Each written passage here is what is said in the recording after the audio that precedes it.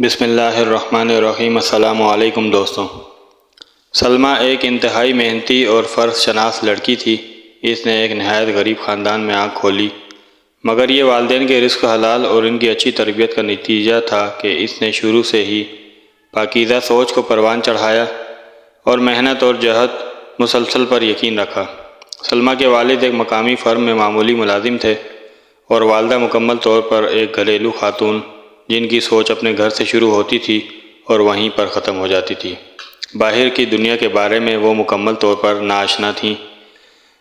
Mrs جبار ایک سیدھی سادی خاتون تھیں جنہیں اپنے 3 بچوں کو تعلیم دلوانے کا شوق جنون کی حد تک تھا۔ یہی وجہ تھی کہ نامساعد حالات کے باوجود بھی جبار صاحب نے اپنے بچوں کو حسب توفیق اسکولوں اور کالجوں میں پڑھایا۔ سلمہ ان کی سب سے بڑی بیٹی تھی۔ اس کے بعد عامر اور شاہد، تینوں بہن بھائیوں میں 2 سال کا فرق تھا۔ سلمہ نے میٹرک کے بعد FA اور BA بھی امتیازی نمبروں سے پاس کیا۔ آگے وہ MA ایجوکیشن کی تیاری کر رہی تھی کہ شاہد سے شادی ہو گئی۔ شاہد بنیادی طور پر ایک شریف اور مہذب انسان تھا۔ اس نے سلمہ کے ساتھ بہت اچھا سلوک کیا اور وقتی طور پر اسے بھی یہی محسوس ہوا کہ اس کی تکلیفوں کے دن کٹ گئے ہیں، مگر جلد ہی اسے اپنی خوش فہمی کا احساس ہو گیا جب اس کے سسرال والوں نے اپنے رنگ دکھانے شروع کر دیے۔ اس کی ساس اور ایک نند نے صحیح معنوں میں اس کا ناتکا بند کر دیا۔ سلمہ نہ صرف پڑھائی میں اچھی تھی بلکہ اس کی امی نے اسے گھر گرہستی کے رموز بھی بخوبی سکھائے تھے۔ خانہ داری، سلائی کڑھائی، سلیقہ غرض ہر شعبے میں وہ طاق تھی، مگر اس کے یہ اسلوب ساس، نند اور حتیٰ کہ دیوروں کو بھی قطعاً نظر نہ آتے تھے، بلکہ وہ وقتاً فوقتاً اسے بد سلیقہ، جاہل، گنوار اور غریب جیسے القابات سے نوازا جاتا تھا۔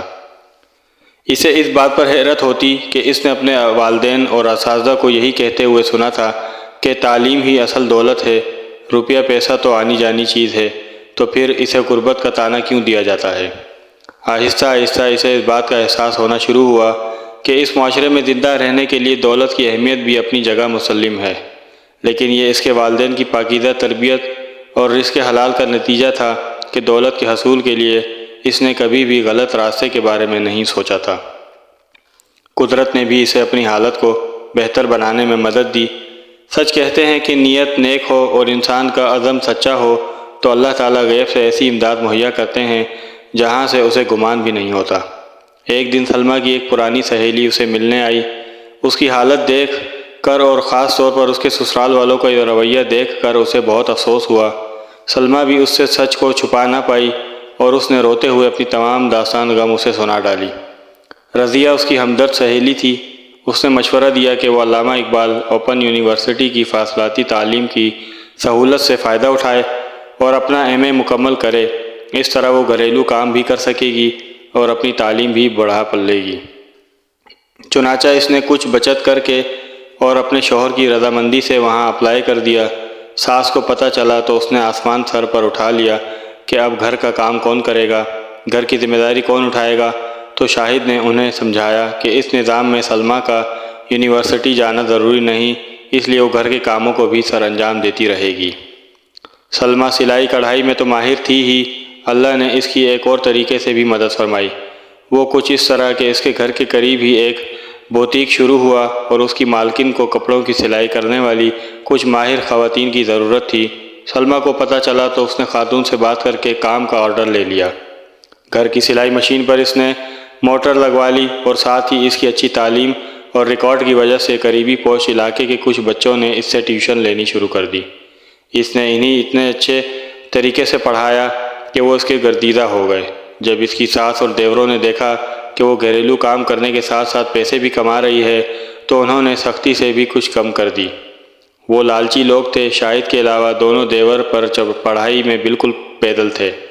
سلمہ نے ان کو پڑھانے کی بہت کوشش کی مگر وہ بگڑ چکے تھے۔ اس طرح اس کی نند بھی میٹرک کر کے گھر میں فارغ تھی اور اسے سارا دن تیار ہو کر TV دیکھنے کے علاوہ اور بھابھی کی شکایتیں لگانے کے علاوہ کوئی کام نہ ہوتا تھا۔ سلمہ کی ماں جب یہ ساری صورتحال دیکھتی تو اسے بہت رنج ہوتا، مگر پھر بھی شاہد کی شرافت اور اس کے حسن و سلوک کو دیکھتے ہوئے اسے کسی حد تک صبر آ جاتا اور وہ اپنی بیٹی کے اچھے نصیبوں کی دعائیں کرتی ہوئی چلی جاتی۔ شادی کو 2 سال گزر گئے۔ سلمہ کو گود ابھی تک خالی تھی اور اس کی ساس کے چلائے ہوئے نشتروں میں اس کے باج ہونے کے طعنوں کا اضافہ بھی ہو چکا تھا۔ اسی دوران اس کا ایم اے بہت اچھے نمبروں سے پاس ہو گیا تھا اور اس نے اسپیشلائزیشن کے لیے آگے اپلائی کر دیا۔ شاہد کی بھی پروموشن ہو گئی، سلائی اور ٹیوشن کا کام بھی بہت اچھے طریقے سے چل رہا تھا۔ مگر سلمیٰ کو جیسے اللہ نے آئینی حوصلہ دیا تھا، وہ چپ چاپ اپنے سسرال والوں کے مظالم برداشت کرتی اور اپنی ساری کمائی ان کے حوالے کر دیتی۔ شاہد یہ سب کچھ دیکھتا، مگر ماں، بہن اور بھائیوں کے آگے بولنے کی ہمت اس میں نہ تھی۔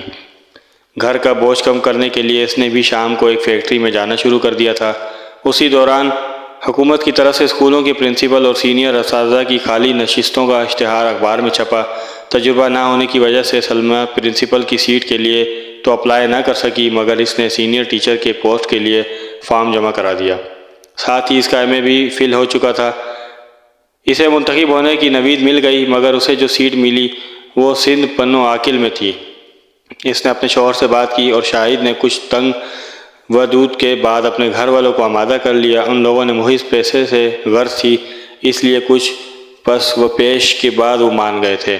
شاہد نے اپنے گھر والوں کے علم میں لائے بغیر اسی علاقے میں ٹرانسفر کی کوشش کی اور اپنے افسران بالا کی منت سماجت کرنے کے بعد اپنی ٹرانسفر کرانے میں کامیاب ہو گیا۔ خدا نے جیسے تیسے ان دونوں کو صبر اور اچھی نیت کا ثمر دیا۔ جیسے ہی وہ دونوں پنو عاقل شفٹ ہوئے، سلمیٰ کی گود بھی بھری ہری ہو گئی۔ 5 سالہ تجربہ مکمل ہونے پر اس نے پرنسپل کے لیے درخواست دی اور تحریری امتحان بھی پاس کیا۔ اچھے تعلیمی کیریئر اور شاندار ریکارڈ کو مد نظر رکھتے ہوئے انٹرویو پینل کے اراکین نے کامیاب امیدواروں میں اسے پہلے نمبر منتخب کیا۔ اس دوران اللہ نے اسے ایک بیٹے اور بیٹی سے بھی نواز دیا تھا۔ شاہد نے اپنی بہن کا رشتہ دفتر کے ایک عمر رسیدہ کلرک سے کر دیا اور اپنے بھائیوں کو قرضہ لے کر باہر بھجوا دیا۔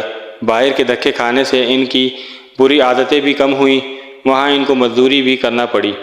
اپنے ماں اور باپ کو شاہد نے ساتھ رکھ لیا۔ بیٹی کی شادی اور 2 نکمے بیٹوں کو باہر بھجوانے کی وجہ سے اب اس کے طرز عمل میں بھی تبدیلی آ چکی تھی۔ سلمیٰ اور شاہد نے نیک نیتی سے اپنے فرض نبھائے، اپنے بہن بھائیوں کی مدد کی اور جہد مسلسل سے اپنے حالات کو سنوارنے کی سعی کی، جس کا نتیجہ انہیں معاشرے میں ایک باعزت مقام کی شکل میں حاصل ہوا۔ ہمیں بھی چاہیے کہ اگر زندگی میں کوئی رشتہ یا راستہ دشوار گزرا ہو تو مایوسی کے اندھیروں میں بھٹکنے کے بجائے اپنے رب سے لو لگائیں اور مستقل مزاجی سے محنت کریں۔ اللہ تعالیٰ محنت اور اچھی نیت اور خلوص کا صلہ کبھی بھی رائگاں نہیں جانے دیتا۔